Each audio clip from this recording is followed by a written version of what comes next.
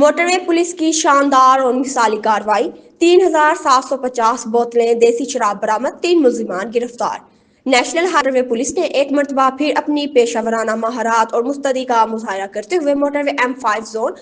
MC11 sector 1 Multan کے bat 23 میں بروقت کارروائی کی دوران گشت صبح تقریباً 5 بجے سب انسپکٹر عمران اکرم، سب انسپکٹر رضا نقوی، سب انسپکٹر فہد شاہ اور علی اصغر اکرم نے 2 مشتبہ گاڑیوں کو اس وقت روکا جب موٹر وے پولیس بند ہونے کے باوجود ملتان سروس ایریا سے داخل ہونے کی کوشش کر رہی تھی۔